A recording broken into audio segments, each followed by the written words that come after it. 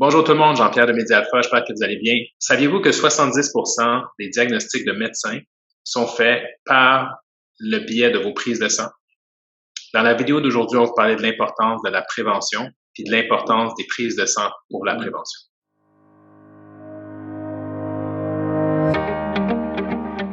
Donc, comme je disais tout à l'heure, 70% des diagnostics de médecins sont faits par le biais de vos prises de sang. Donc là, je vais vous donner l'exemple du diabète. Normalement, comme vous le savez, on est fait principalement d'eau. Donc, le sang, ça circule, c'est fluide, ça va super bien.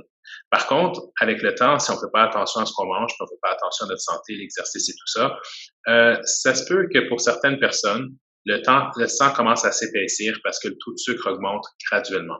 Et puis, on peut imaginer qu'à un moment donné, ça devient assez épais, que ça devient un peu comme de la melasse. Donc, ça veut dire que là, le sang, il circule pas bien.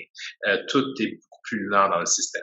Puis, ce qu'on peut voir souvent sur les gens qui commencent à avoir des problèmes de sucre, c'est qu'il y a plein de symptômes, mais un d'entre eux, ça peut être aussi plus de fatigue. On se sent, on a moins d'énergie parce que les choses circulent moins bien. Donc, l'idée, c'est que normalement, quand on regarde avec un autre médecin, tous les hommes de 40 ans devraient faire un bilan de santé annuellement et toutes les femmes de 50 ans et plus devraient faire un bilan de santé annuellement aussi. Donc, il y a toute une liste de tests à faire et ça, c'est vraiment important. Et pourquoi c'est important? Ben, en fait, c'est parce que ça permet aux médecins de pouvoir préventivement vous assurer que ça va bien et de diagnostiquer quelque chose tôt plutôt que tard. Donc, encore une fois, si on prend l'exemple du diabète, le sucre.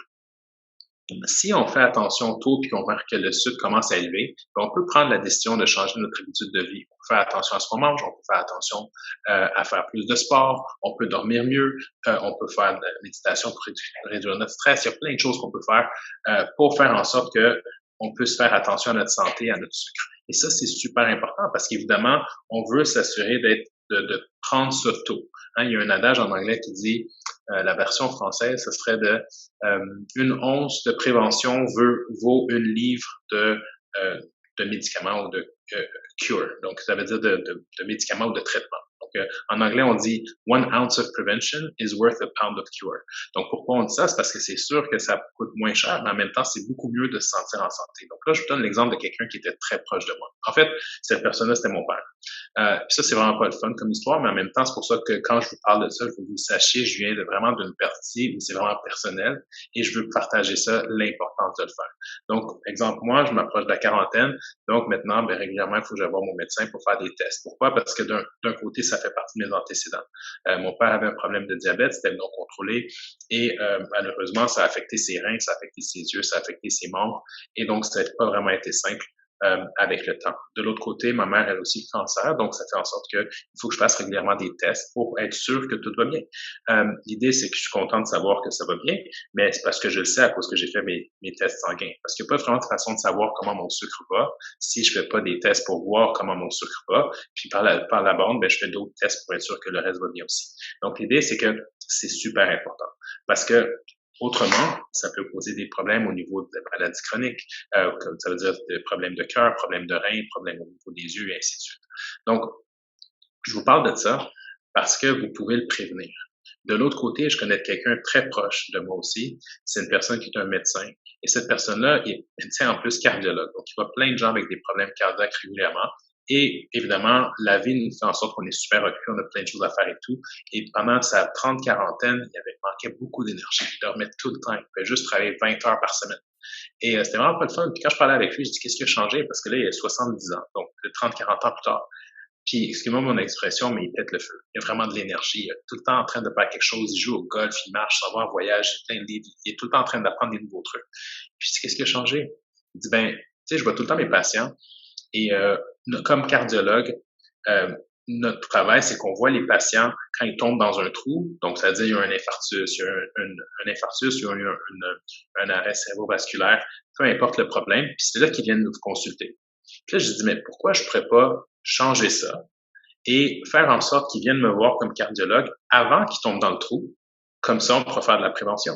Donc, il a commencé à penser à ça, puis il a regardé aussi lui, puis il s'est dit, mais peut-être que c'est aussi ça mon problème. Parce qu'il voyait qu'il y avait quelque chose qui se passait à niveau de ses yeux, puis il dit, pourquoi je n'irais pas faire une prise de sang? Puis il a fait une prise de sang, puis il a réalisé qu'il était diabétique, puis il ne le savait même pas. Puis c'est ça qui faisait en sorte que ça commençait à causer tous ces problèmes qu'il y avait dans sa 30-quarantaine. Donc là, il a fait, je vais changer mon habitude de vie. Il a commencé à marcher, il a commencé à faire plus de sport, il a commencé à dormir mieux, il a commencé à faire attention à son taux de sucre, donc diminuer évidemment les carbohydrates et tous ces genres de trucs. Il a vraiment, vraiment fait attention, plus de fruits, plus de légumes, ainsi de suite. Donc, toutes les posts que vous voyez là, sur Instagram ou Facebook qu'on vous met, peu importe, là, vous allez voir, il y a beaucoup de conseils qu'on vous donne. Ce genre de trucs-là, c'est ce qu'il a fait. Ben là, maintenant, si on le regarde à 70 ans, on pense qu'il y en a 40.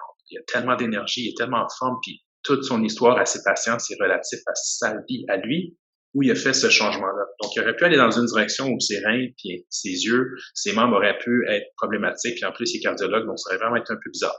Finalement, il a changé tout ça. Maintenant, là, tout est sous contrôle, ça va super bien. Il fait ses prises de sang régulièrement parce qu'il veut s'assurer que ça va, son métabolisme change. Donc, il faut qu'il s'assure que, oui, il fait attention à sa santé, mais il n'y a peut-être pas d'autre chose, mais il fait attention. Donc, ça, c'est vraiment bien.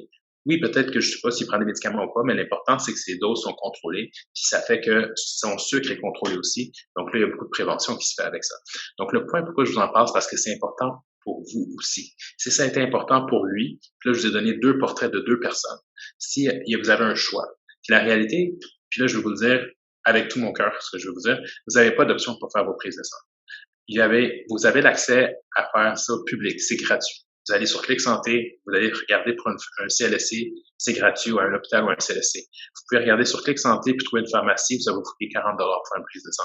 Vous pouvez faire le service à domicile, ça va vous coûter 90 euros. Vous pouvez faire les prises de sang au privé, c'est de l'assurance collective, ça va vous coûter encore moins cher qu'à l'eau public.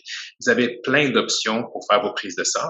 Puis en plus, maintenant, les médecins peuvent vous voir en télémédecine. Vous n'avez même pas besoin de les voir en personne, puis ils peuvent faire certaines visites à distance. Vous pouvez même aller en pharmacie. Maintenant, les pharmacies, c'est la RAMQ, c'est couvert par la RAMQ. Vous pouvez aller voir votre pharmacien si vous avez une maladie chronique là, comme le problème de thyroïde, de cholestérol, de diabète, you name it. Allez parler avec votre pharmacien. Ils peuvent faire le suivi conjointement avec votre médecin. C'est gratuit. Puis en plus, il va vous donner une prescription de prise de sang pour être sûr que tout va bien.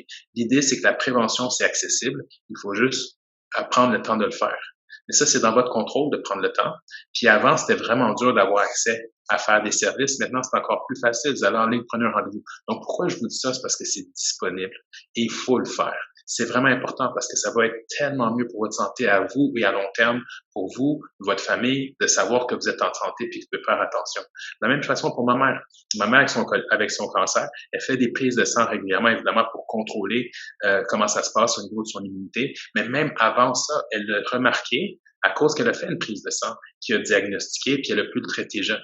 Donc, le point, c'est que c'est super important de faire ça, puis on aimerait que vous le fassiez. Donc, si vous avez des questions sur comment l'accessibilité fonctionne, sur des points que j'ai mentionnés, faites-le savoir. Cette vidéo, je vous invite à le partager à vos amis parce que c'est hyper important. Si vous avez 40 ans et plus comme homme, 50 ans et plus comme femme, il faut faire au moins un bilan annuel.